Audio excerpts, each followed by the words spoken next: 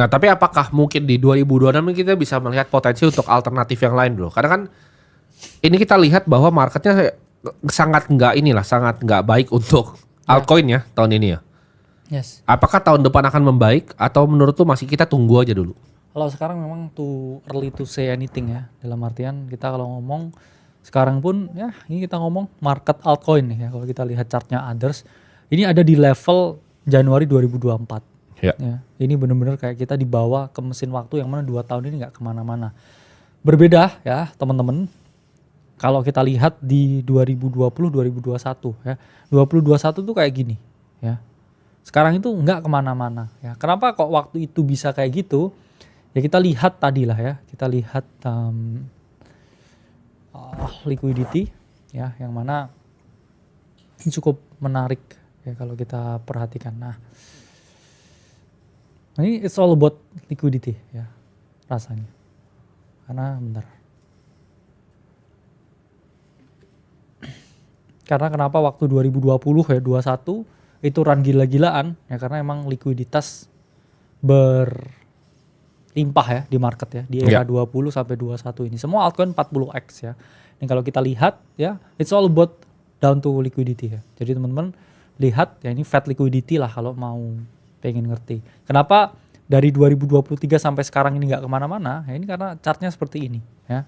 Chartnya seperti ini ya, ini kalau kita lihat ya dengan chartnya others ya, ini mirip ya fase 2023 ini nggak kemana-mana ya. Jadi it's all about liquidity ya teman-teman. Itulah mengapa ya siklus ini altcoin nggak kemana-mana. Ya. Apakah lu bisa lihat potensi untuk kalau misalnya saya altcoin yang masih besar lah, seperti BNB yang relatif sebenarnya dijagain kan? Ya. Cuma dijagain. Apakah itu bisa jadi katalis yang bisa dikoleksi sama teman-teman? Ya, dijagain belum tentu ya, ada jaminan kuat juga ya. Karena secara price action ya, kita nge-call siklus ini BNB di 650. Kita confident ya dia bakal 1000 ya, peak di 1300. 300 ya peaknya ya. Jadi sekarang pun ya memang dia masih ya retrace ya, ini chart pohon Natal ya. Tergantung dikasih short term rally atau enggak ya. Cuman BNB ini relatif kuat. Kenapa? Karena weekly chartnya ini dia ada di atas 50 week moving average. Karena kalau kita lihat hanya sekitar 20 ya dari semua altcoin yang ada. Yang mana kalau dilihat aja hanya ada 24 altcoin. Yang mana kalau kita lihat weekly chartnya itu dia ada di atas 50 week moving average. Jadi hampir semua itu di bawah ya. Contohnya apa? Misalkan Hyperliquid ya. Kita ngomong Hype ya, sekarang dia ada di bawah ya 50 week moving average. Nah, ini baru jebol ya. Di angka support 30 ya 50 week moving average ya. Kita lihat yang lain pun, yang lain juga sama ya, berbagai altcoin yang ada. Apakah enak nih ngelihat chart seperti ini? Kan itu kan salah satu pemenangnya lah orang bilang. Ya. Kalau misalnya orang yang masih back holding dan segala macam, saran lu bagaimana?